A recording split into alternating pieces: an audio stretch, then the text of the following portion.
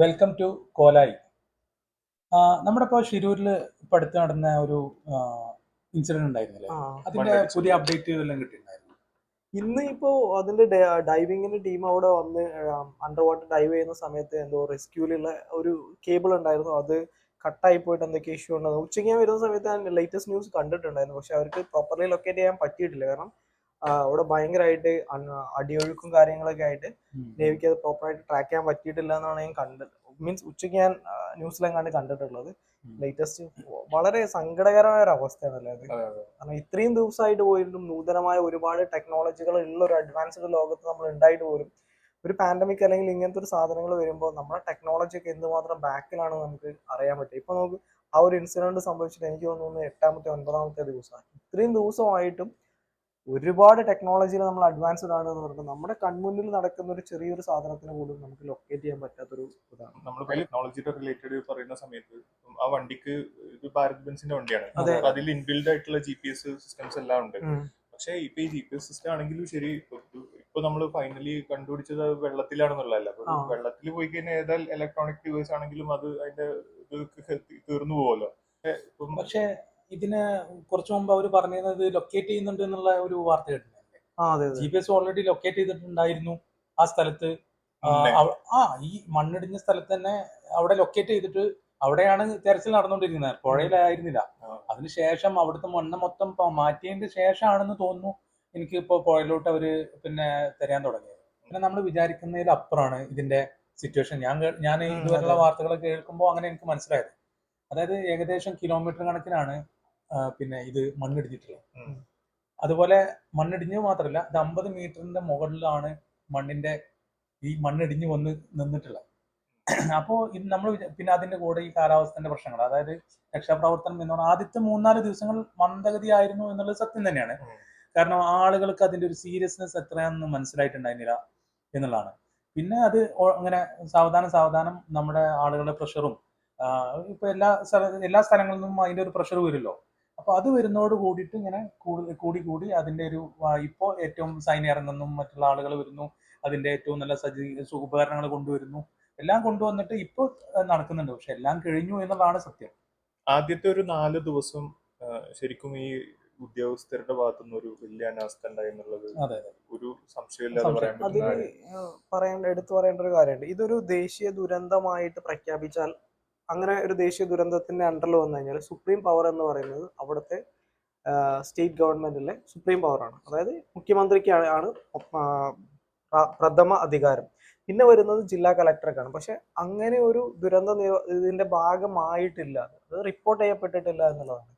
ഇപ്പോ നമ്മുടെ നാടുകൾ, കേരളത്തിൽ നടന്നിട്ടുള്ള പല സംഭവങ്ങളും, അതായത് ഇപ്പോൾ രക്ഷാപ്രവർത്തനത്തിന് ആ ഒരു ദൗത്യത്തിന് ആവശ്യമുള്ള സാധനങ്ങൾ ഗവൺമെന്റ് നേരിട്ട് ചോദിക്കാം, കിട്ടിയിട്ടില്ലെങ്കിൽ അത് പിടിച്ചെടുത്തിട്ട് ആ കർത്തവ്യം നടത്താം എന്നുള്ളതാണ്. ഇപ്പൊ ഇവിടെ തന്നെ പല ഉപകരണങ്ങളും എത്താൻ ഒരുപാട് കാലതാമസം എടുത്തു എന്നുള്ള സ്ഥലം MLA ഇടപെട്ടിട്ടാണ് ഗോവയിൽ നിന്നെങ്ങാണ്ട് ഫസ്റ്റ് ഒരു വലിയ ക്രെയിൻ കൊണ്ടുവരുന്നത്. അപ്പോൾ അതിൻ്റെ ഒന്നും ആവശ്യമില്ല. ഇത് ശരിക്കും ആ ഒരു ഇതിന്റെ കാറ്റഗറിയിൽ വരുന്നതാണെങ്കിൽ ഈ കലക്ടർക്ക് ഇത് നേരിട്ട് ചെയ്യാൻ പറ്റുന്നതായിരുന്നു. പക്ഷെ അവിടെ എന്താണ് അങ്ങനെ ഒരു ലാഗ് വരാൻ കാരണം എന്നുള്ളത്, അതിനൊരു കാരണം കൂടി ഉണ്ടാവും. നമ്മുടെ നാടിന്റെ ഒരു പ്രശ്നം എന്ന് പറഞ്ഞാൽ, നമ്മളവിടെയുള്ള ഫയർഫോഴ്സ് അല്ലെങ്കിൽ അങ്ങനെ ഒരു രക്ഷാപ്രവർത്തനത്തിന് അതിനായിട്ടുള്ള ഒരു പിന്നെ ടീം നമ്മളവിടെ കുറവാണ്. പ്രത്യേകിച്ച് ഇന്ത്യയിൽ മൊത്തത്തിൽ പറയണേ, സൈന്യമുണ്ട്.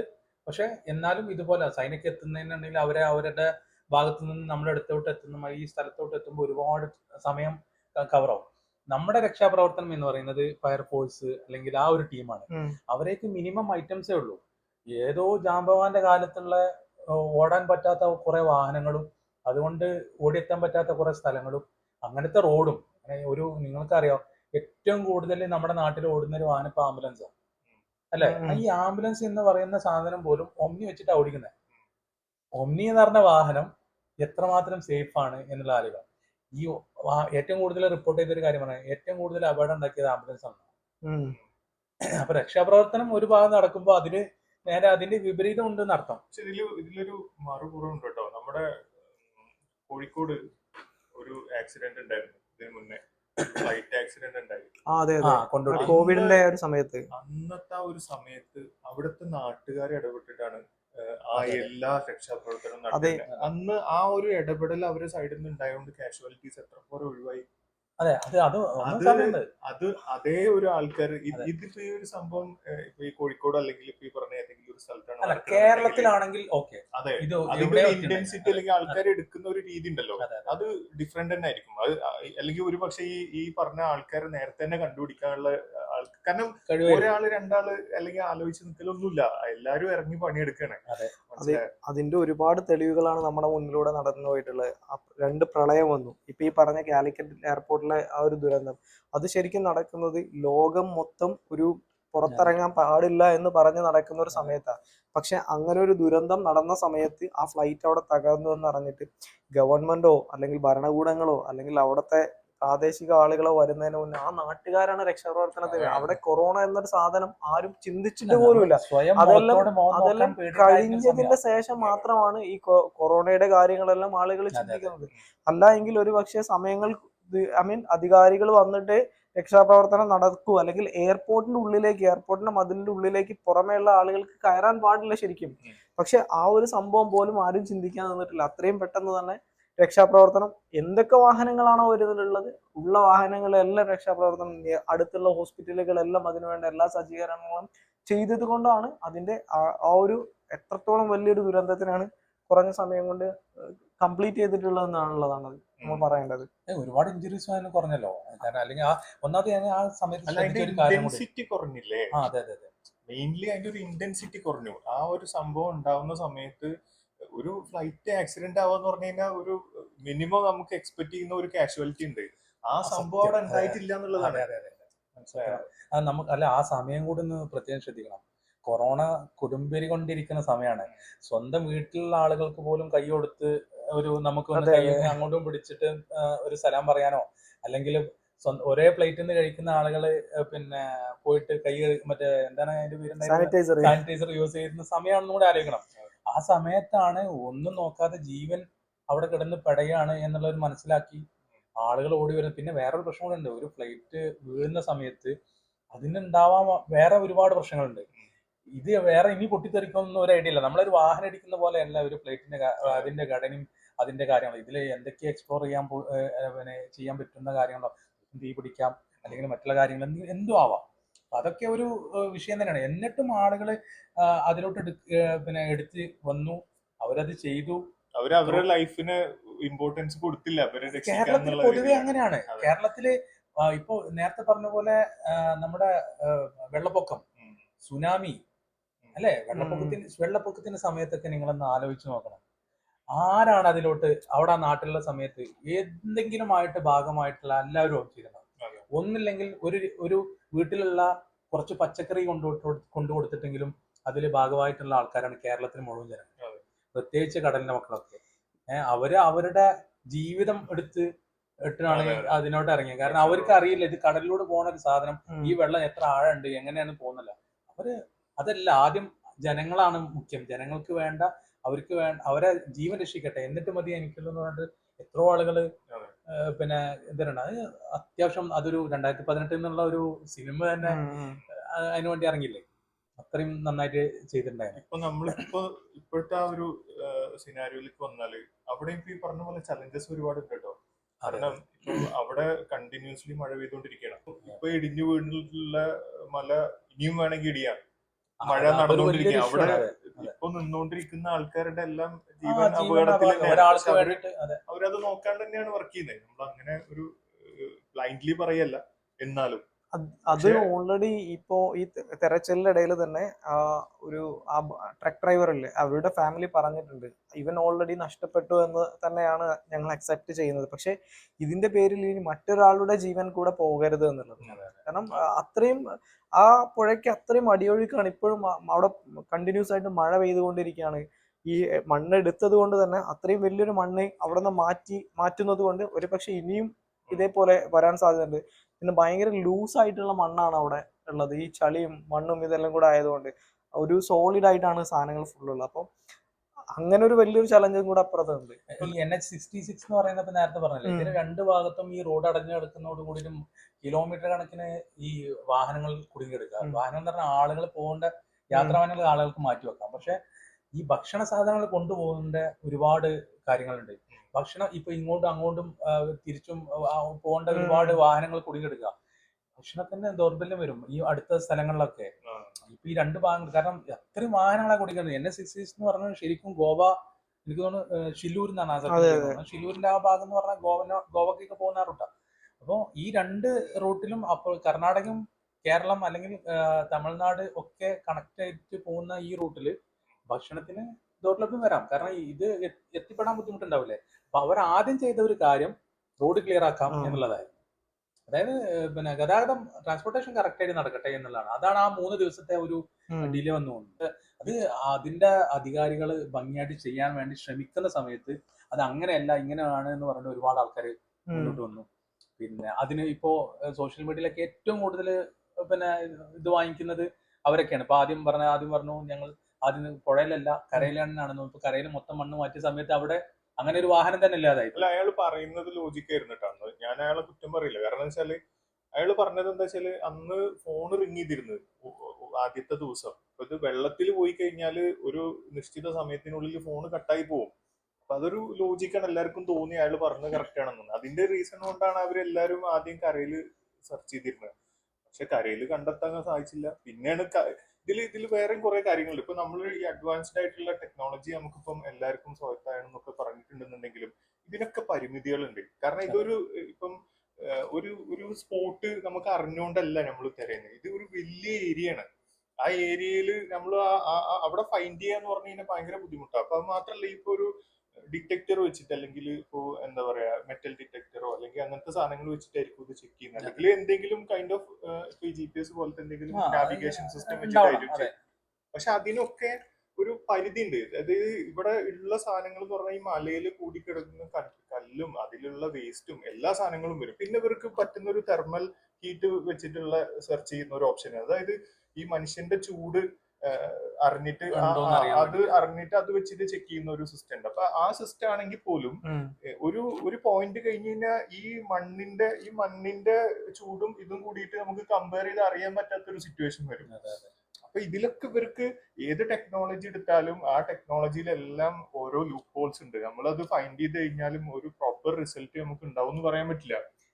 അതെ. പിന്നെ വേറൊരു കാര്യം പറയേണ്ടത്, ഇപ്പോൾ ഈ ദൗത്യസേനയുടെ ഭാഗമായിട്ടും അല്ലാതെയും രക്ഷാപ്രവർത്തനത്തിന് കേരളത്തിൽ നിന്നും അല്ലാതെയും വന്നിട്ടുള്ള ആളുകൾ, അവരെ നമ്മൾ ഫസ്റ്റ് റെസ്പെക്ട് ചെയ്യണം. കാരണം അവരുടെ ലൈഫ് റിസ്ക് ചെയ്തിട്ടാണ് അവർ രക്ഷാപ്രവർത്തനത്തിന്റെ ഭാഗമായിട്ടുള്ളത്. അവർ ചിലപ്പോൾ പല സജഷൻസും പറഞ്ഞിട്ടുണ്ട് അവരുടെ പ്രീവിയസ് വർക്ക് ഹിസ്റ്ററിനെ ബേസ് ചെയ്തിട്ടാണ്. കാരണം ഇതൊരു എല്ലാവരും മീൻസ് എന്ത് ചെയ്യണം എന്ന് അറിയാതെ പകച്ചു നിൽക്കുന്നിടത്താണ് നമ്മളോട് ചോദിക്കേണ്ട ഒരു ക്വസ്റ്റ്യൻ ഉണ്ട്. ആ ഒരു രക്ഷാപ്രവർത്തനത്തിന്റെ ഭാഗമായിട്ട് നമ്മൾ എന്ത് ചെയ്തു? നമ്മളൊന്നും ചെയ്യാത്തിടത്താണ് അവരെന്തൊക്കെയാ ചെയ്തിട്ടുള്ളത്. അറ്റ്ലീസ്റ്റ് അത്രയും ദിവസം അതിന്റെ ഭാഗമായി എന്നുള്ളത് അവരെ റെസ്പെക്ട് ചെയ്യേണ്ട ഇതാണ്. പിന്നെ അവരിതുപോലെ തന്നെ ഈ പറഞ്ഞ എത്രയോ 6-7 ദിവസത്തോളം ഇപ്പോഴും അവിടെ തന്നെയാണ് ഇവരൊക്കെ ഉള്ളത്. എല്ലാവരും ട്രൈ ചെയ്യുന്നുണ്ട് അവർക്ക് അറിയുന്നതിന്റെ മാക്സിമം. പക്ഷെ എനിക്ക് തോന്നിയിട്ടുള്ളത് എന്താണെന്ന്, ഇപ്പോൾ ഓരോ സംഘങ്ങളായിട്ട് തിരയുകയാണെങ്കിൽ ഇപ്പൊ നമ്മളൊരു രക്ഷാപ്രവർത്തനത്തിൽ ഒരു ഗ്രൂപ്പാണ്, നമ്മുടെ ഡിസിഷൻ എന്താണോ ആ ഡിസിഷൻ കോറായിട്ട് അവിടെ ചർച്ച ചെയ്യപ്പെടാനൊരു ഇതില്ല. വെള്ളപ്പൊക്കത്തിന്റെ സമയത്ത് ഇപ്പോ ഞാൻ നേരത്തെ പറഞ്ഞ പോയിന്റിലേക്കാണ് ഞാൻ വരുന്നത്. അതായത് ഇപ്പോ മുഖ്യമന്ത്രിക്ക് ഒരു സുപ്രീം പവർ, പിന്നെ കലക്ടർക്ക് ആയിരുന്നു ഈ ഫ്ലഡിന്റെ സമയത്ത് കംപ്ലീറ്റ് കാര്യങ്ങൾ. കലക്ടർ ആയിരുന്നു എല്ലാ കാര്യങ്ങളും നിയന്ത്രിക്കുന്നത്. ഇപ്പൊ നിങ്ങളൊരു ക്ലബ്ബാണോ അല്ലെങ്കിൽ മറ്റൊരു സോഷ്യൽ സംഘടന അല്ലെങ്കിൽ ഈ ഫ്ലഡിന്റെ ഭാഗമായിട്ടുള്ള കമ്മ്യൂണിറ്റി ആണെങ്കിൽ കലക്ടർ ഹാളിൽ നമ്മളെ വിളിച്ചിരുത്തുക, എന്നിട്ട് പറയാണ് ഇതാണ് എന്റെ അജണ്ട, ഇതാണ് എന്റെ ഇമ്മീഡിയറ്റ് ആക്ഷൻ പ്ലാൻ, ഇതാണ് വാർ സോൺ, ഇതാണ് ഈ വാറിൽ ഭാഗമാകുന്ന ആളുകൾ ഇങ്ങനെയാണ് ആക്ട് ചെയ്യേണ്ടതെന്ന് പറഞ്ഞിട്ട് അതിനുള്ളത് ഡിസിഷൻ എടുത്ത് അവർ പുറത്തു പോയിട്ട് അവരുടെ ടീമുമായിട്ട് ആക്ട് ചെയ്യാണ്. പക്ഷെ ഇവിടെ അങ്ങനെ ഒരു കോർഡിനേഷൻ നടന്നിട്ടുണ്ടോ എന്നൊരു ചോദ്യം അവിടെ തന്നെ ഉണ്ട്. ഒരു സമയത്ത് ഒരു പകച്ചിലുണ്ടാവും ആർക്കും. ഇത് പെട്ടെന്ന് നടക്കുന്ന ഒരു സംഭവമാണ്. ഒരു അറിഞ്ഞ് അങ്ങനെ വന്നൊന്നല്ലല്ലോ. ഇപ്പോ ലോകത്തിലെ ഏറ്റവും വലിയ രക്ഷാപ്രവർത്തനം എന്താ? ഏറ്റവും വലിയ രക്ഷാപ്രവർത്തനം ഉണ്ടായത് തായ്ലാൻഡിലാണ്. അതായത് ഏറ്റവും ആളുകള് കോടിക്കണക്കാണ് ആൾക്കാർ ഒരേ സമയം നോക്കിയിരുന്നിട്ട് എല്ലാവരും ഒരേപോലെ പ്രാർത്ഥിച്ച ഒരു സംഭവം എന്ന് പറഞ്ഞാൽ ചിയാങ് എന്ന് പറഞ്ഞ സ്ഥലത്ത് 11 കുട്ടികള് ഒരു ഫുട്ബോൾ കോച്ചും കൂടി ഒരു ഗുഹയില് പെട്ടൊരു സംഭവം ഉണ്ടായിരുന്നു. ഏകദേശം 2-3-5-6 വർഷമായി. ആ ഒരു സംഭവം എന്ന് പറഞ്ഞാല് അന്ന് ഇവര് ഫുട്ബോൾ കളി കഴിഞ്ഞു. അതിലൊരു കുട്ടിയുടെ ബർത്ത്ഡേ ആയിരുന്നു, 17 വയസ്സുള്ള. അപ്പോൾ അവർക്കൊരു ഓഫർ കോച്ച് കൊടുക്കുകയാണ്, നമുക്ക് ഫുട്ബോൾ കഴിഞ്ഞിട്ട് എല്ലാവരും കൂടി ഈ ഒരു ഗുഹയിലോട്ട്. അത് അങ്ങനെ ടൂറിസ്റ്റ് പ്ലേസ് ഒന്നുമല്ല, അത് ആ ചിയാങ്മായിലുള്ള ഒരു ചിയാങ്മായ് പ്രവിശ്യയിലെ ഒരു ചെറിയൊരു സ്ഥലത്ത് ഉള്ള ഒരു ചെറിയൊരു ഗുഹയാണ്, നാച്ചുറൽ ഒരു ഇതാണ്. അപ്പോൾ അവിടെ പോവാം എന്ന് ഇവർക്ക് വാക്ക് കൊടുക്കുന്നു. ഇവരെല്ലാവരും കൂടെ അതിനുള്ളിൽ പോയിട്ട് തിരിച്ചിറങ്ങാമെന്നാണ് അവരുടെ പ്ലാൻ. അപ്പൊ 10 കിലോമീറ്ററോളം ഒരു ദൂരമുള്ള ഒരു ഗുഹയാണ്. അതിലൂടെ ഏകദേശം ഒരു 5 കിലോമീറ്ററോളം ഉള്ളിലോട്ട് കയറി പിന്നെ അവർ തിരിച്ചിറങ്ങുന്ന സമയത്ത് അത്രയും വലിയ മഴ പെയ്ത് ഇവരിറങ്ങുന്ന പറഞ്ഞാൽ ഇങ്ങനെ സിഗ്സാഗ് ആണ് അതിന്റെ ഒരു ഘടന. അതില് വെള്ളം നിറഞ്ഞിട്ട് ഇവർക്ക് പുറത്തോട്ട് കടക്കാൻ പറ്റാത്തൊരു സ്ഥിതി വരിക. ആ സമയത്ത് വൈകിട്ടാവുന്നു, കുട്ടികളെ കാണാനില്ലായിട്ട് വീട്ടിലെ മാതാപിതാക്കൾ വരുന്നു, ആരും കാണുന്നില്ല. ഈ പറയുന്ന സ്ഥലം എന്ന് പറഞ്ഞാൽ ഏകദേശം ഒരു ഫോറസ്റ്റിനോടൊക്കെ ചാരി കിടക്കുന്ന സ്ഥലമാണ്. അവിടെ ആളുകൾ തെരച്ചിൽ നടത്തുന്നു. ആ സമയത്ത് കുട്ടികളുടെ സൈക്കിളുകൾ ഈ ഗുഹയുടെ മുമ്പ് കാണുമ്പോഴാണ് ഇങ്ങനെ ഒരു സംഭവം ഇവിടെ നടന്നിട്ടുണ്ട് എന്നുള്ളത്, അല്ല ഈ കുട്ടികൾ ഇതിന്റെ ഉള്ളിൽ ഉണ്ടാവാം എന്നുള്ളത് അവർ അനുമാനിക്കുന്നതാണ്. നമ്മൾ ഈ പറയുന്ന ഒക്കെ ഇപ്പൊ നേരത്തെ പറഞ്ഞില്ല, ഇതിന് കോർഡിനേഷൻ ആണ്. ഇതിന് ഏറ്റവും വലിയ കോർഡിനേഷൻ നടന്ന എന്താ അറിയോ? ഈ തായ്ലാൻഡിന്റെ രാജാവാണ് അതിന്റെ കോർഡിനേഷൻ. അദ്ദേഹം അവിടെ വന്നിട്ടാണ് മൊത്തം കോർഡിനേറ്റ് ചെയ്തിരുന്നത്. ആദ്യത്തെ 2-3 ദിവസം, എനിക്കൊണ്ട് 16 ദിവസത്തോളം ഈ കുട്ടികൾ അതിൽ അകപ്പെട്ടിട്ടുണ്ട്. ഒന്ന് ആലോചിച്ച് നോക്കണം. ഏകദേശം ഇവരെ കണ്ടുപിടിക്കുന്നത് ഏകദേശം 3-4 ദിവസം കഴിഞ്ഞിട്ടാണ്. അതുവരെ ഈ കുട്ടികൾക്ക് ഭക്ഷണമില്ല, അത് മര്യാദക്ക് ഭക്ഷണം, ഉള്ള ഭക്ഷണം ഈ കോച്ച് ഇങ്ങനെ കൊടുക്കുന്നുണ്ട്. പിന്നെ ഈ കോച്ചിന് ഭയങ്കര ഒരു പവർ ഉണ്ട്. കാരണം അയാളെ വിൽ പവർ കൊണ്ടാണ് ഈ കുട്ടികൾ ജീവിച്ചതെന്ന് മനസ്സിലാക്കണം. ഏകദേശം 11 വയസ്സ് മുതലുള്ള 17 വയസ്സ് വരെയുള്ള കുട്ടികളാണ് ഇതിലുള്ളത്. ഏറ്റവും കൂടുതൽ പേടിക്കണം, കാരണം ഇരുട്ടാണ്. ഈ 16 ദിവസം ഒരേ ഇരുട്ടിലിരുന്ന ഒരു കുട്ടിയുടെ ഒരു മാനസികാവസ്ഥ എന്തായിരിക്കും നമ്മൾ ചിന്തിക്കാം. നമുക്ക് തന്നെ ഒരു 2 മണിക്കൂർ ഇരുട്ടിൽ ഇരുന്നിരിക്കാൻ എന്തായാലും സ്ഥിതി. അപ്പൊ ഈ ഒരു സിറ്റുവേഷനും കൂടി മനസ്സിലാക്കണ്ടല്ലോ. ഇയാള് കൊടുത്തൊരു മോട്ടിവേഷൻ എന്തായിരിക്കും ആ കുട്ടികൾ കറക്റ്റായിട്ട് പറഞ്ഞു കൊടുത്ത് എങ്ങനെ ഇത് ചെയ്യണം.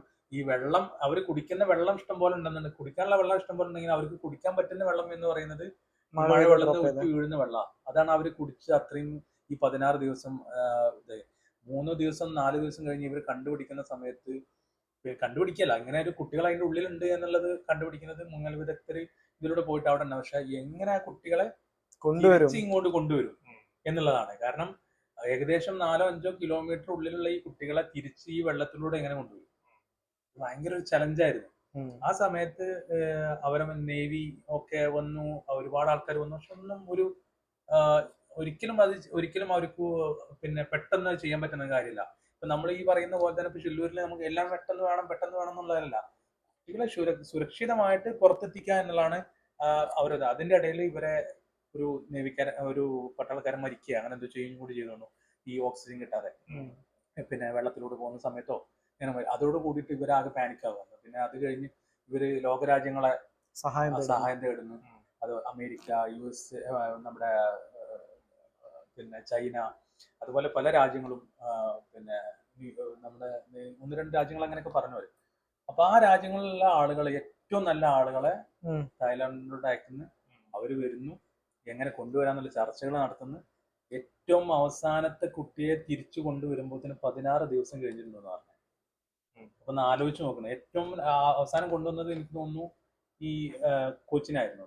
ഈ കോച്ചിനെ കൊണ്ടുവരുന്ന ഈ എല്ലാവരും സുരക്ഷിതമായിട്ട് ഇവിടെ എത്തിച്ച സമയത്ത് ലോകത്ത് ഏറ്റവും കൂടുതൽ ആഹ്ലാദിച്ച നിമിഷങ്ങളിൽ ഏറ്റവും കൂടുതൽ ആഹ്ലാദിച്ചു എന്ന് പറഞ്ഞിട്ട് റെക്കോർഡ് കിടക്കുന്നത് ഇപ്പോഴും ആ ഒരു സംഭവത്തിന് വരില്ല. നമ്മളെല്ലാവരും ആകാംക്ഷയോടെ നോക്കിയിരുന്ന സംഭവമായിരുന്നു ആ കാലത്തൊക്കെ. ഈ കാര്യങ്ങളൊക്കെ പറഞ്ഞപ്പോൾ തന്നെ എനിക്ക് ഓർമ്മ ഒരു സംഭവം ഉണ്ട്. അതായത് മറ്റേ ട്രിനിഡാഡ് ആൻഡ് ടൊബാക്കോ എന്ന് പറഞ്ഞിട്ടുള്ള ഒരു സ്ഥലം, ഒരു ദ്വീപാണ്, ആക്ച്വലി ഒരു കരീബിയൻ ദ്വീപാണ്. അവിടെ നടന്നൊരു ഇൻസിഡന്റ് ഉണ്ട്. അവിടെ ഒരു പെരിയ ഫ്യൂവൽ ട്രേഡിംഗ് കമ്പനി മറ്റൊരു കമ്പനി ഉണ്ട്. ഈ കമ്പനി ആക്ച്വലി നമ്മളിപ്പം റിഗിൽ ഉണ്ടാവുന്ന ഫ്യൂവൽ ഉണ്ടല്ലോ, അത് ട്രേഡ് ചെയ്യുന്ന കമ്പനിയാണ്. അപ്പൊ ഈ റിഗിൽ നിന്ന് ഫ്യൂവൽ എടുത്തിട്ട് ഷിപ്പ് വന്നു കഴിഞ്ഞാല്, ഇത് എസ്പെഷ്യലി ദ്വീപ് ആയതുകൊണ്ട് തന്നെ ഇവരൊരു പൈപ്പ് ഇട്ടിരിക്കുക 60 ഫീറ്റ്, അതായത് ഡെപ്തും 1200 ഫീറ്റ് നീളം കടലിലേക്ക് നീളമുണ്ട്. ഇങ്ങനെ ഒരു സി ഷേപ്പിലായിട്ട് ഉള്ള ഒരു പൈപ്പ് ഇട്ടിരിക്കുകയാണ്. ഈ പൈപ്പിലേക്കാണ് എന്ത് ചെയ്യുക, ഈ ഷിപ്പിൽ നിന്ന് ഈ ക്രൂഡ് ഓയിൽ നിറക്കുക. അപ്പൊ ഇവരെന്ത് ചെയ്യും, ഇപ്പുറത്തെ സൈഡിൽ നിന്ന് ഇത് കളക്ട് ചെയ്യും. അതിനുള്ള ഒരു ഫെസിലിറ്റിയാണ്. പക്ഷെ ഇതിന്റെ എൻട്രൻസ്, ഇതിന്റെ 2 സൈഡിലും വരുന്നതെല്ലാം കടലിനകത്താണ്, താഴെയാണുള്ളത്. അപ്പൊ ഇതിന്റെ റിപ്പയറിങ്ങിനായിട്ട് പിന്നെ വരുന്ന മെയിൻ്റനൻസ് വർക്കുകൾ ചെയ്യാൻ വേണ്ടിയിട്ട് ഒരു LMCS എന്ന് പറഞ്ഞിട്ട് ഒരു കമ്പനിക്ക് ഇതിന്റെ കോൺട്രാക്ട് കൊടുക്കുകയാണ്. അപ്പൊ ഈ കോൺട്രാക്ടിന്റെ ബേസിസിൽ അവിടുന്ന് ഉള്ള ഡൈവേഴ്സ് ഇത് റിപ്പയറിങ്ങിന് വരും. അപ്പൊ അവര് 100ഓളം ഇതിന് മുന്നേ ഇതേപോലത്തെ റിപ്പയറിങ്സ് ഒക്കെ ചെയ്ത് എല്ലാം സക്സസ്ഫുള്ളി ആയിട്ടുള്ള ടീമാണ്. ഇതില് ഇവര് റിപ്പയർ ചെയ്യാൻ പോകുന്ന സമയത്ത് അവിടുത്തെ ഒരു സ്പെഷ്യൽ എക്യുപ്മെന്റ്സ് ഉണ്ട്. ആ എക്യുപ്മെന്റ്സ് വെച്ചിട്ടാണ് ഇതിന് താഴത്തേക്ക് പോകുക. കാരണം കടലിന്റെ അടിയിലായതുകൊണ്ട് തന്നെ ഇവർക്ക് അവിടെ നിന്ന് വർക്ക് ചെയ്യാനുള്ള ഒരു സ്പേസ് ഉണ്ടാക്കണമല്ലോ. ആ സ്പേസ് ഉണ്ടാക്കാൻ വേണ്ടിയിട്ടുള്ള ഒരു സ്പെഷ്യൽ എക്യുപ്മെന്റ് ഉണ്ട്. ഇതൊരു കൈൻഡ് ഓഫ് ചാമ്പർ ആണ്, ഹൈപ്പർബാരിക് ചാമ്പർ എന്ന് പറയും. ഈ ചാമ്പർ വെച്ചിട്ട് ഇവര് ആ ഒരു വെള്ളത്തിനെ ഒഴിവാക്കിയിട്ടാണ് അവിടെ നിന്ന് വർക്ക് ചെയ്യാനുള്ള അറ്റ്മോസ്ഫിയർ ഉണ്ടാക്കുക. അപ്പൊ ഇത് നമ്മളിപ്പോ കണ്ടിട്ടില്ല, വെള്ളത്തിൽ ഒരു ഗ്ലാസ് നമ്മൾ കമിഴ്ത്തിയിട്ട് ഇങ്ങനെ താഴത്തേക്ക് കൊണ്ടുപോയി കഴിഞ്ഞാൽ അതിന്റെ ഉള്ളിൽ ഒരു എയർ ഉണ്ടാവുമല്ലോ. അപ്പം അതേപോലത്തെ ഒരു ഫെസിലിറ്റിയാണ്. പക്ഷെ ഇവരെന്ത് ചെയ്യുന്ന വെച്ചാൽ ഈ ആൾക്ക് ഡൈവേഴ്സ് എല്ലാം ഇതിന്റെ അടിയിൽ ഈ ഒരു ചാമ്പറിനകത്ത് നിന്നിട്ട് ഇത് താഴേക്ക് പോയതിനു ശേഷം ആ പെർട്ടിക്കുലർ ഏരിയയിൽ ഇതിന്റെ ഓപ്പണിങ്ങിൽ എത്തുന്ന സമയത്ത് ഇവര് ഇതിനകത്തേക്ക് എയർ പ്രഷർ കൊടുക്കും. അപ്പൊ ഈ എയർ വരുന്നതിനനുസരിച്ച് ഇതിന്റെ ഉള്ളിലുള്ള വെള്ളം എല്ലാം പുറത്തേക്ക് വരും. മനസ്സിലായോ? കടൽ വെള്ളം എല്ലാം പുറത്തേക്ക് വരും. മനസ്സിലായോ? അപ്പം ആ ഒരു പുറത്തേക്ക് വരുന്നതിനനുസരിച്ച് ഇവർക്ക് അവിടെ നിൽക്കാനുള്ള സാഹചര്യം ഉണ്ടാവും വർക്ക് ചെയ്യാൻ വേണ്ടിയിട്ട്. പക്ഷെ ഇതെന്താ പ്രശ്നം ഉണ്ടായെച്ചാല് ഇതിൽ ഉണ്ടാവുന്ന ഹൈ പ്രഷറുള്ള വായു ഇതിന്റെ ഈ പൈപ്പിന്റെ ഉള്ളില് കുറച്ച് ലോ പ്രഷറുള്ള വായു ഉണ്ട്. അല്ലെങ്കിൽ ഈ പൈപ്പ് ബ്ലോക്ക് ചെയ്യുന്ന, അല്ലെങ്കിൽ അത് ഈ ഓയിലിനെ നമ്മൾ കടൽ വെള്ളമായിട്ട് ബന്ധിപ്പിക്കാതെ അല്ലെങ്കിൽ അത് കേടുവരാതെ യൂസ് ചെയ്യുന്ന ഒരു മെത്തേഡ് ഉണ്ട്. അതിനൊരു ബലൂൺ പോലത്തെ ഒരു സാധനം നമ്മൾ ഈ പൈപ്പിന്റെ ഉള്ളിലേക്ക് ഇട്ടിട്ട് അതിൽ പ്രഷർ കൊടുത്ത് അത് വീർപ്പിച്ചിട്ട് ഇങ്ങനെ ബ്ലോക്ക് ചെയ്യുക ചെയ്യുക. അപ്പൊ ഇവരെന്ത് ചെയ്യണം, ഈ ഒരു സാധനം റിപ്പയർ ചെയ്യാൻ വേണ്ടിയിട്ടാണ് ഇവർ പോകുന്നത്. ഇത് എടുക്കുന്ന സമയത്ത് ഇതിനകത്തുള്ള ലോ പ്രഷറും ഈ മുകളിലുള്ള ഹൈ പ്രഷറും കൂടിയിട്ട് മിക്സ് ആയി. അപ്പൊ എന്തുണ്ടായെന്ന് വെച്ചാല് ഈ ഹൈ പ്രഷർ ഉള്ള സാധനം എയർ എല്ലാം ഇതിന്റെ പൈപ്പിനകത്തേക്ക് വലിച്ചു. അപ്പൊ എന്താന്ന് വെച്ചാൽ ഹൈ ഇന്റൻസിറ്റി ഉള്ള വാക്കം പോലെ ഇത് ആക്ട് ആയി. അപ്പൊ എന്ത് ചെയ്തു, ഇവിടെ ഉണ്ടായിരുന്ന എക്യുപ്മെന്റ്സും ഇവിടെ ഉള്ള ആൾക്കാരും എല്ലാം കൂടി പൈപ്പിനകത്തേക്ക് പോയി. മനസ്സിലായോ? ആ ഒരു സിറ്റുവേഷൻ ആലോചിച്ചത്. അത് പോയപ്പോ എന്ത് ചെയ്തു, ഇവിടെ ഈ പ്രഷർ ഉണ്ടായിരുന്നോണ്ടാണല്ലോ വെള്ളം പുറത്തേക്ക് പോയത്, വെള്ളം മുകളിൽ കയറി. അപ്പൊ ഈ വെള്ളവും ഉണ്ടായിരുന്ന ആ പൈപ്പിൽ ഉണ്ടായിരുന്ന ഓയിലും ഇതെല്ലാം മിക്സ് ചെയ്തിട്ടുള്ള ഒരു മിശ്രിതത്തിൽ ഇവരൊരു 90 സെക്കൻഡ് വരെ ശ്വാസം കിട്ടാണ്ട് സ്റ്റക്കായി. ഒറ്റ പ്രഷറിൽ ഇങ്ങനെ കൊണ്ടുപോണ്. കാരണം അത്രയും ഇത് നോർമലി ഉള്ള ഈ പ്രഷർ കഴിഞ്ഞിരിക്ക് ഇതിന്റെ ഈ ഒരു ഇവര് വലിച്ചു കൊണ്ടുപോകുന്ന സംഭവം നിന്ന് ഇവര് ആ ഒരു ചാമ്പറിൽ നിന്നിരുന്ന സമയത്ത് ഈ വാക്കം എല്ലാം ഫില്ലായ സമയത്ത് ഇവർക്ക് പിന്നെ ഓക്സിജൻ ഒന്നും വെക്കേണ്ട ആവശ്യമില്ലാത്തതുകൊണ്ട് ഇവര് ഓക്സിജൻ മാസ്ക് ഒക്കെ റിമൂവ് ചെയ്തിട്ടാണ് വർക്ക് ചെയ്തിരുന്നത്. അപ്പൊ അതുകൊണ്ട് തന്നെ ഇതിന്റെ അടിയിൽ വന്ന സമയത്ത് ഇവർക്ക് ഓക്സിജൻ ഇല്ല. അപ്പൊ ഇവര് ഫൈൻഡ് ചെയ്ത ഒരു ഏരിയ എന്ന് പറഞ്ഞാൽ അതപ്പോ നമ്മൾ നേരത്തെ പറഞ്ഞത്, അതായത് ഒരു കടലിന്റെ ഒരു ഇതനുസരിച്ചിട്ട് മുകളിലേക്കുള്ള ഒരു പൈപ്പിന്റെ ഏരിയയിൽ ഈ രണ്ട് സൈഡിലേക്കും ഇങ്ങനെ ഓയിൽ ഇങ്ങനെ ഇറങ്ങി നിൽക്കും. അപ്പൊ മുകളിൽ ഒരു ഗ്യാപ്പ് ഉണ്ടാവില്ലേ, അങ്ങനത്തെ ഗ്യാപ്പിലുള്ള എയർ വെച്ചിട്ടാണ് ഇവര് ബ്രീത്ത് എടുത്തിരുന്നത്. ഇതില് ഈ പറഞ്ഞ 5 ആളില് ഒരാള് റെസ്ക്യൂ ഡൈവറാണ്. അതായത് ഈ ബാക്കിയുള്ള 4 ഡൈവേഴ്സിനും എന്തെങ്കിലും ഇഷ്യൂസ് ഉണ്ടായി കഴിഞ്ഞാല് അവരെ രക്ഷിച്ച് കൊണ്ടുവരേണ്ടത് അല്ലെങ്കിൽ റെസ്ക്യൂ ചെയ്ത് കൊണ്ടുവരേണ്ടത് ഇയാളാണ്. അപ്പം ഇയാൾ എന്ത് ചെയ്ത് ഇവരായിട്ട് കമ്മ്യൂണിക്കേറ്റ് ചെയ്യാൻ തുടങ്ങി. കാരണം ഇതിനകത്ത് ഇരുട്ടാണ്, ഒരു പൈപ്പല്ലേ, ഒന്നുമില്ല. ഇവർക്ക് ഈ ജസ്റ്റ് പറയുന്നത് അങ്ങോട്ടും ഇങ്ങോട്ടും കേൾക്കാന്നല്ലാതെ വേറെ ഒരു മാർഗമില്ല. അപ്പൊ അവസാനം ഇവര് എന്ത് പറഞ്ഞു, തിരിച്ചു പോരുന്ന സമയത്ത് ഇയാൾ പറഞ്ഞു നിങ്ങൾ ഒരു ചെയിന് പോലെ ആക്ട് ചെയ്തിട്ട് നമ്മൾ ലോക്കായിട്ട് പോരണം. അപ്പൊ ഇവർ അതേപോലെ എന്ത് ചെയ്ത് തിരിച്ച് ഒരു കാല് മറ്റൊരാളെ തലയുടെ ഭാഗത്ത് ഷോൾഡറിൽ വെച്ചിട്ട് അവരിങ്ങനെ വെച്ച് ചെയിന് പോലെ ഒരു ആക്ട് ആക്കിയിട്ട് തിരിച്ചു പോരുന്ന ഇതിൽ നോക്കി. പക്ഷെ ഈ വരുന്ന ഒരു ഇന്റൻസിറ്റിയിൽ ഇവര് പല സ്ഥലത്തും ഇടിച്ചിട്ടും ഇതൊക്കെ ഇതിൽ പല ആൾക്കാർക്കും ഇഞ്ചോർഡ് ആയിരുന്നു. അപ്പൊ അവര് നമ്മള് ഒരു നോർമലി പോരുന്ന രീതിയിലൊന്നും വരാൻ അവർക്ക് പറ്റുന്നില്ല, ബ്രീത്ത് എടുക്കാൻ പറ്റുന്നില്ല. അങ്ങനെ പല ബുദ്ധിമുട്ടുകളും ഇതിലുള്ള ഈ റെസ്ക്യൂ ഡ്രൈവറിന് മനസ്സിലായി. അപ്പൊ അയാള് പറഞ്ഞു, ഓക്കെ നിങ്ങൾ ഇവിടെ വെയിറ്റ് ചെയ്യും, ഞാൻ പോയിട്ട് അധികാരികളെ അറിയിച്ചിട്ട് ഞാൻ അതിനുള്ള കാര്യങ്ങൾ ചെയ്യാം. അപ്പൊ അവസാനം ഇവര് കൺവിൻസ്ഡ് ആയത്, കാരണം അവർക്ക് വേറെ ഓപ്ഷൻ ഇല്ല, അത്രയും ദൂരം സഞ്ചരിക്കാൻ പറ്റില്ല. പിന്നെ ഇവരെടുത്ത് ആകെ ഉള്ളത് 2 ഓക്സിജൻ സിലിണ്ടർ മാത്രമാണ്. അപ്പൊ ഇവരെന്ത് ചെയ്തു, ഒരു ഓക്സിജൻ സിലിണ്ടർ ഇയാൾക്ക് കൊടുത്തിട്ട് ഇയാൾക്ക് പോകാനുള്ള രീതിയിൽ ഇയാളെ പറഞ്ഞു വിട്ട്. അപ്പൊ ഇയാൾ തിരിച്ചു വരുന്ന സമയത്ത് ഈ ഓക്സിജൻ സിലിണ്ടർ തീർന്ന്. പിന്നീട് വരുന്ന സമയത്ത് എന്തോ ഭാഗ്യത്തിന് ഇയാൾക്ക് വീണ്ടും അവിടുന്ന് ഒരു ഓക്സിജൻ സിലിണ്ടർ വേറെ കിട്ടുകയാണ്. അപ്പൊ ആ ഓക്സിജൻ സിലിണ്ടർ വെച്ചിട്ട് വീണ്ടും ഇയാള് കയറി പോരുകയാണ്. അപ്പൊ LMCS എന്ന് പറഞ്ഞ കമ്പനി എടുത്ത് അവരോട് ഈ ഇതിന്റെ ഡീറ്റെയിൽസ് എല്ലാം പറഞ്ഞ് ഇങ്ങനെ ആൾക്കാരെ അവിടെ പെട്ടെടുക്കുന്നു. അവര് ഇതൊന്നും വിശ്വസിച്ചില്ല. അങ്ങനെ ഉണ്ടാവാനുള്ള ചാൻസസ് വളരെ കുറവാണ്. അപ്പം ഇവര് ഇവരുടെ അവസ്ഥകളൊക്കെ പറഞ്ഞിട്ട് ആർക്കും മനസ്സിലാവണില്ല. അവസാനം അവർ പറഞ്ഞു, ഓക്കെ ഞങ്ങൾ ഇന്നൊരു റെസ്ക്യൂ ഡൈവറിനെ വിട്ടിട്ട് ഇവരെവിടെയാണ് പൈപ്പിൽ ഉള്ളതെന്നുള്ളത് ചെക്ക് ചെയ്യാൻ വേണ്ടി. അപ്പൊ ഈ റെസ്ക്യൂ ഡൈവർ പോയിട്ട് എല്ലാ സ്ഥലത്തും ഇങ്ങനെ മുട്ടിയിട്ട് ഇങ്ങനെ ചെക്ക് ചെയ്ത് നോക്കിയപ്പോ ഒരു പോയിന്റിൽ എത്തിയപ്പോ ഇവർക്ക് അവിടുന്ന് തിരിച്ച് ഇങ്ങോട്ട് മുട്ടുന്ന ഒരു റെസ്പോണ്ട്. പക്ഷെ എന്നാലും ഈ ആൾക്കാർ ഇതിന്റെ ഉള്ളിലുണ്ട് എന്നുള്ളത് അവർ സ്ഥിരീകരിച്ചു. പക്ഷെ ഇവർക്ക് ഇത് എങ്ങനെയാണ് ഈ ആൾക്കാരെ പുറത്തേക്ക് എടുക്കേണ്ടതെന്നുള്ളത് ഇപ്പോഴും അവർക്ക് അറിയില്ല. അവസാനം ഒരു 4 ദിവസത്തെ ഇതിന് ശേഷം ഇവരെ ബോഡി എടുക്കുകയാണ്. അത് എടുത്ത് പോസ്റ്റ്മോർട്ടം ചെയ്യുന്ന സമയത്താണ്, അതായത് 2022 ഫെബ്രുവരി 25 ഇവർ ഈ ഒരു ഇതിലേക്ക് ഇറങ്ങുന്നത്. അത് പോയതിനു ശേഷം 26 വരെ 3 പേർക്ക് ജീവൻ ഉണ്ടായിരുന്നു. 28 വരെ ഒരാൾക്ക് ജീവൻ ഉണ്ടായിരുന്നു. ഇപ്പൊ നമ്മുടെ നാട്ടില് ഇതിന് കുറച്ചു മുമ്പ് ഇപ്പോഴും ഉണ്ട് വന്നത്, അപകടങ്ങൾ നടന്നു കഴിഞ്ഞിട്ടുണ്ടെങ്കിൽ പെട്ടെന്ന് ഹോസ്പിറ്റലിലോട്ട് എത്തിക്കണം, ആർക്കും എത്തിക്കാം, ആ കേസുകൾ ഉണ്ടാവില്ല എന്നൊക്കെ പറഞ്ഞില്ലേ. എന്റെ അഭിപ്രായത്തിൽ അത് ചെയ്യാൻ പാടില്ലാത്തൊരു കാര്യമാണ്. അതെ, ഹോസ്പിറ്റൽ റിലേറ്റഡ് ആയിട്ടുള്ളത് അല്ലാത്ത ഒരാള് ഒരു ആക്സിഡന്റ് ആയി കിടക്കുന്ന ആളെ എടുത്താൽ പോലും അതൊരു ലോങ് ടൈം ഇൻജുർഡ് ആയിട്ട് മാറാം. നട്ടലിലെ എന്തെങ്കിലും ക്ഷതം സംഭവിച്ച ഒരാളെ നമ്മൾ 2 കൈ കൂട്ടി വാരി എടുക്കുന്നതോടുകൂടി അയാളുടെ ആ ബോൺ ഫുള്ള് ഡിസോർഡർ ആണ്. ഇവിടെ എന്തുകൊണ്ടാണ് ഈ രാജ്യങ്ങളില്, വിദേശ രാജ്യങ്ങളിൽ എന്തുകൊണ്ടാണ് അങ്ങനെ ഒരു ആക്സിഡന്റ് കഴിഞ്ഞാൽ അപ്പോൾ നിങ്ങൾ പോലീസിൽ അറിയിക്കാം അല്ലെങ്കിൽ ആംബുലൻസിൽ അറിയിക്കാം എന്ന് പറയുന്നത്? അല്ലാതെ നമുക്ക് അവിടെ പോയിട്ട് വാരി കോരി എടുത്ത് അവരെ ഹോസ്പിറ്റലിൽ, എന്റെ സ്വന്തം നമ്മുടെ ആരെങ്കിലും ആണെങ്കിൽ പോലും നമുക്ക് ചെയ്യാൻ പാടില്ല. ഒരു വീട്ടിൽ നമുക്കൊരു ആക്സിഡന്റ് ഉണ്ടായി, നമുക്ക് വീട്ടിൽ നിന്ന് ഒരു കാരണവശാലും ഇവിടുത്തെ നിയമപ്രകാരം നമുക്ക് വണ്ടിയിലിട്ട് കൊണ്ടുപോകാനുള്ള അവകാശമില്ല. നമുക്ക് നേരെ കോൾ ചെയ്യാം, ആംബുലൻസിൽ വിളിക്കാം, അവർ വരും, അവരുടേതായിട്ടുള്ള ഫോർമാലിറ്റി കഴിഞ്ഞ് അവർ ഡയറക്റ്റ് കൊണ്ടുപോകുന്നല്ല.